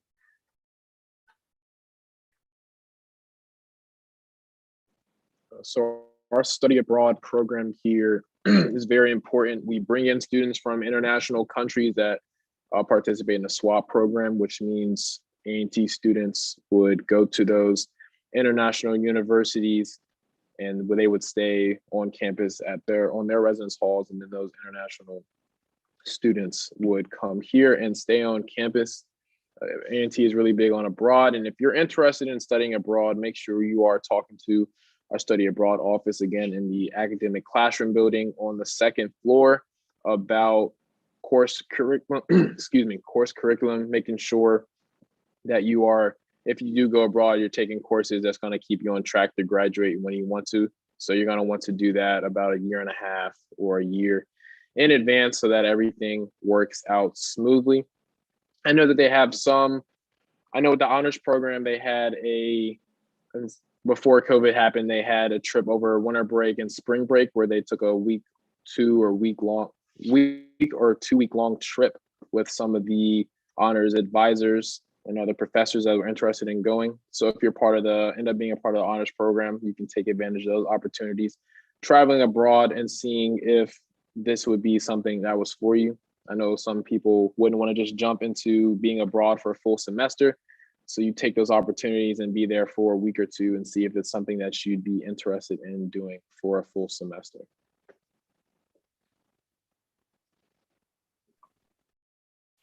All right, Jordan, can you go more into detail about the honors classes that you're taking in the curriculum? Sure, yeah.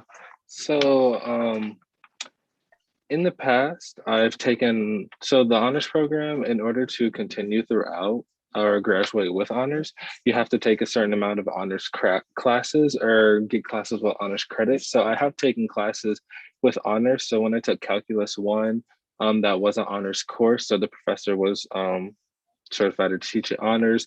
And the big difference between our course and the others was that the class size was a lot smaller. So Calculus 1 is a course that is like required for a lot of majors. So the class sizes do tend to be larger for that class, but we only had about like 25, 30 people in our class as compared to others with like 45, 50. So it was a lot more one-on-one interaction with the professor. Another thing that they do have is that we do have like an additional project because we are honor students. We are held to like a little bit of a higher standard. So we did have like an additional project that we had to do at the end of the semester. And it really is the same for all the other honors classes. If you can't take one of the classes that are set aside for honors, you can do an honors contract. So it's just a contract that you set up with your professor, and if you do that extra project or extra assignment, then you can get honors credit for that course. I have done plenty of honors contracts because because as you get higher up and more specific within your major, it's a little harder to have those honors classes because they need to be able to make those classes available for all honor students, and not all honor students will be taking classes like molecular biology or biochemistry or those high level courses that I've had to take as a biology student. So I have done honors contracts and stuff like that, and I've gotten credit for these honors classes by doing these extra projects that I created alongside of my professor.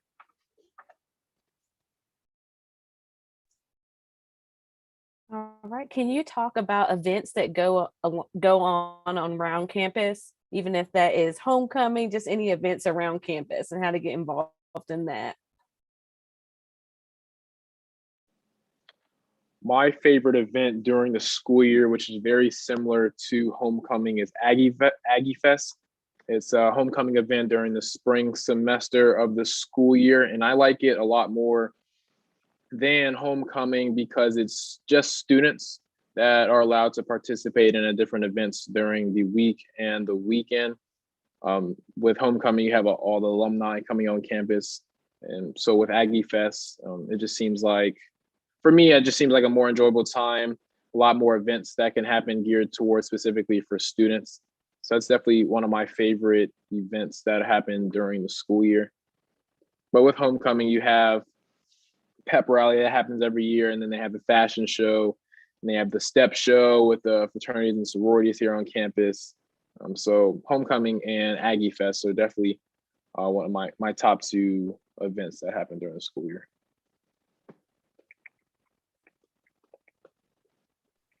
All right, and then I can go next. I personally really enjoy to eat. So I don't know if this is like an event, but the food trucks do come every single month for us. So the different types of food trucks we'll have a seafood food truck come. Sometimes we'll have like the Italian ice. We had fried Oreos there the last time. There's also like a burger spot for like turkey burgers, I'm pretty sure. So just different options that we have. And then the cool thing about it is that you can use your flex options or flex dollars for that as well. So the same things that you would use for like the Chick-fil-A's or the 1891 that we have on campus, you could use that there as well. So that's my favorite event. But then we also have others that are hosted. So we have like in Williams, so our dining hall, we actually had a silent party be hosted on the balcony, which was pretty cool. And yeah, I'll let somebody else go.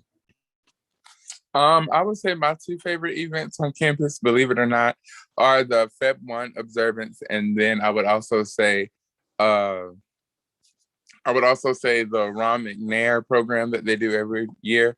So Ronald McNair is an alum, and they pretty much have an event every year to like celebrate him. And being that I'm in the choir, we actually get to sing at the event every year.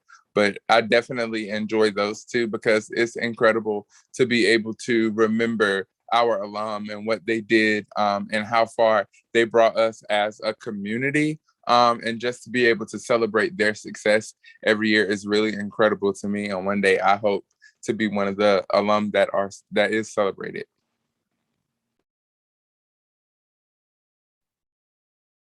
Okay, so we have a question regarding summer programs for high school students. So we do offer summer programs for high school students.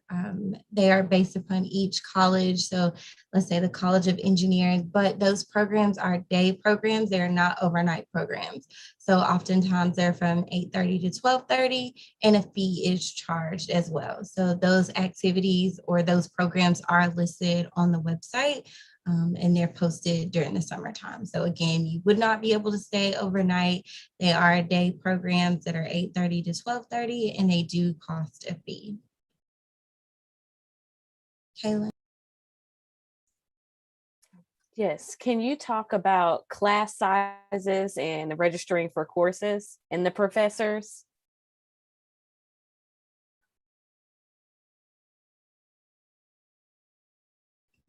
So yeah, I can touch on it. Ooh, Jordan, you got it. Okay. So class sizes, they really do vary.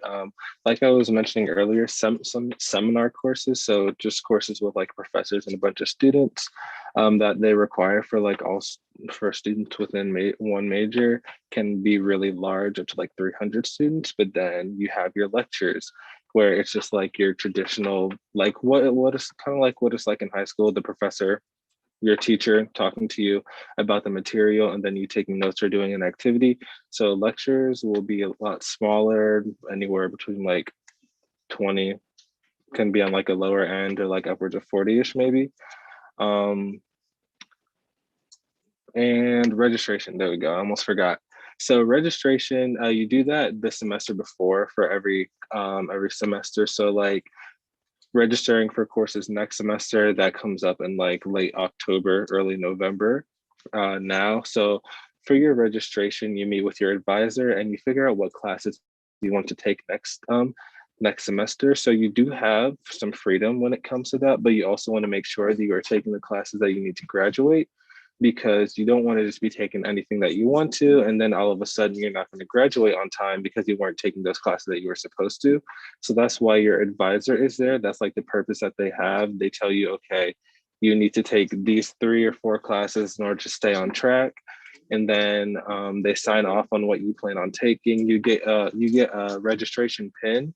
And so when registration actually opens up, you are able to go in, choose what classes you want to take, and register for those classes.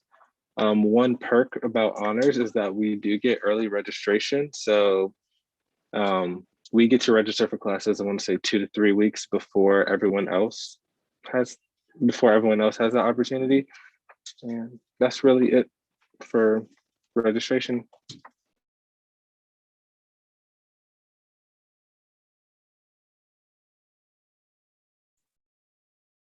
Are there any types of community service?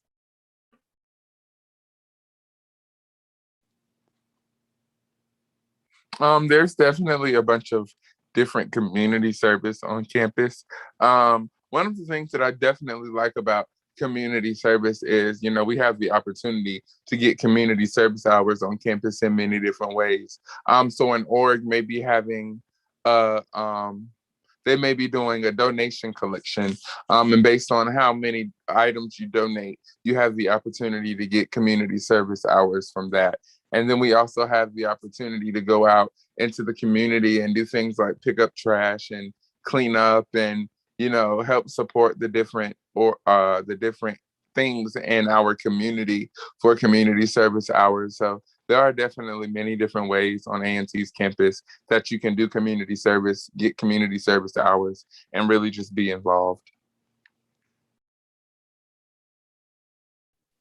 Yeah, and then just to add on to that, there are specific organizations that are designed to like give you community service opportunities.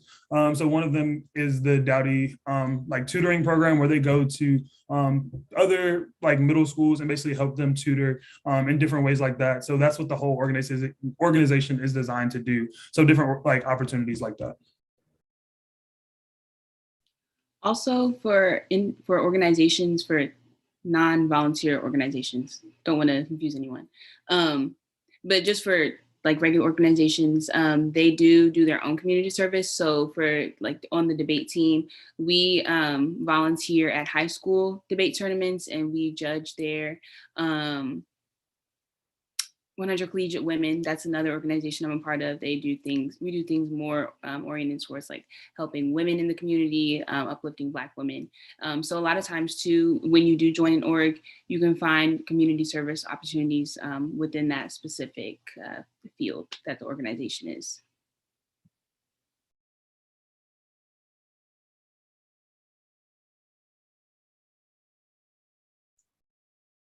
All right, would anyone like to share their favorite memory at North Carolina A&T?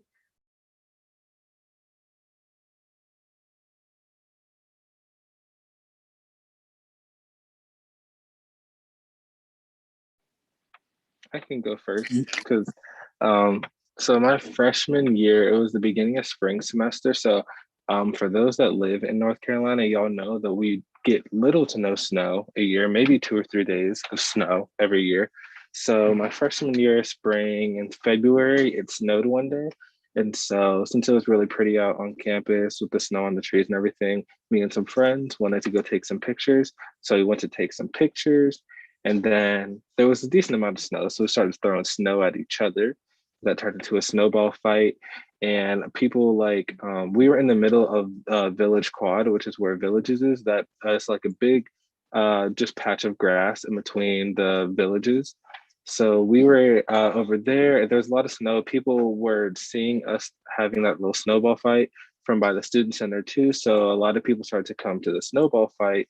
And then eventually it spread around like all of campus. People were coming from all the residence halls on campus for really just participate in a snowball fight. And it lasted so long, it like well into the night. But it was honestly one of the most fun things that I've ever done on campus. Just a really big snowball fight. I would definitely say that my favorite memory is related to being a transfer student and a transfer Aggie ambassador.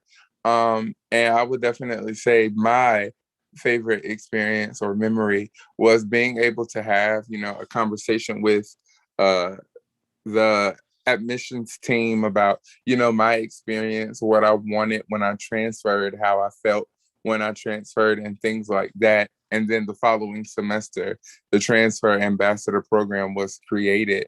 And I would definitely say that that is my favorite memory because once the transfer Aggie ambassador program was created, that let me know that I was at a university that listened to me, that cared how I felt, that understood my needs and wanted to fix it or make it better for future transfer students or transfer students to come after me.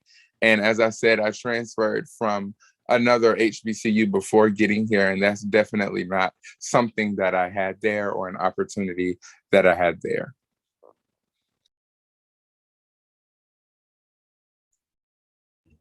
And then I can go next. It just took me a long time to think about it because there's so many memories, but I picked one. So I'm gonna go with the fashion show, my freshman year GO experience. And I think I appreciate that experience so much just because me and my friends really weren't planning on going. But then we found out that one of our friends was actually participating in the fashion show. So how it's set up is different organizations on campus would like nominate people to go up, and it's kind of just like how a normal fashion show is, and they walk on the stage. And this actually was held in Corbett as well. So when we went, our friend was going, but they also had different skits going on in between, which were hilarious. Chancellor Martin was actually here at this event, so that was pretty cool. They were playing music. And then I think the funniest thing was they asked for the audience to come up and say hey, if you feel like you have a good fit on, you can strut on the runway as well. So of course my friend volunteered, had him some little Gucci glasses. He started walking and all of my friends just got hyped and really started cheering for him. So I think that that whole bonding experience for me and my friends is one of the best memories I have.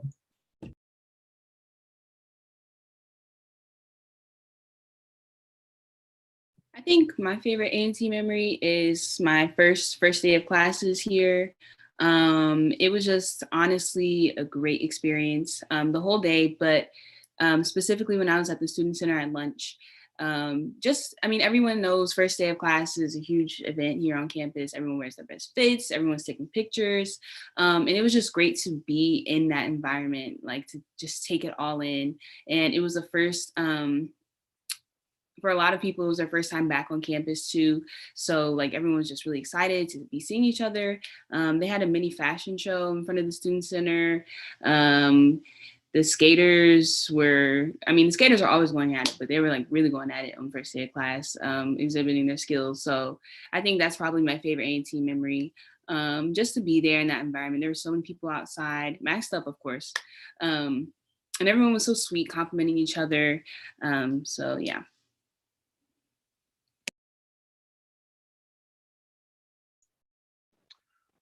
I don't think I could pick between all the memories I've made here and pick a favorite one just yet, but some good memories I've had were freshman and sophomore year, just going to the library and staying there all night and working on assignments with friends, and not doing as much work as we should have been, but just making good memories with those friends, just having a good time in the library, just messing around, walking around the library. I didn't even know it was a third floor until a few months in. And then I found I was like, wow, this is amazing. So I started going up there a lot just to get some more work done, be in a more secluded area. So I'm more focused to do my work. But just hanging out with all my friends freshman, sophomore year in the library, just standing there all night, messing around. Definitely top tier. All right, we have a question in the chat. How do you pick a roommate and how does that situation work?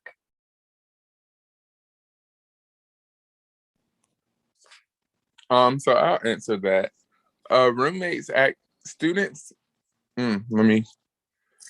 When you begin to pick your housing assignments, you're giving a pin, and basically you and your roommate or your desired roommate can share that pin with each other, so that when y'all choose y'all's housing options, y'all can put those pins in to ensure that y'all are roommates. I hope that answers the question.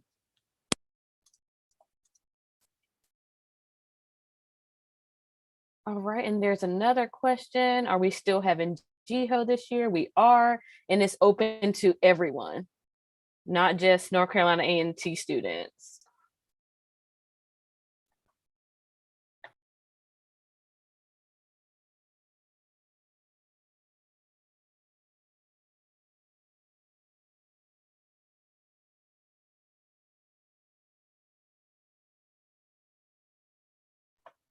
All right, everyone. Thank you so much for coming out to virtual HBCU night.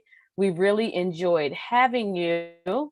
If you have any questions, feel free to give us a call or send us an email. Also, be sure to tour our campus. We are having in-person tours going on right now. Thank you so much for coming, and I hope you have a great night.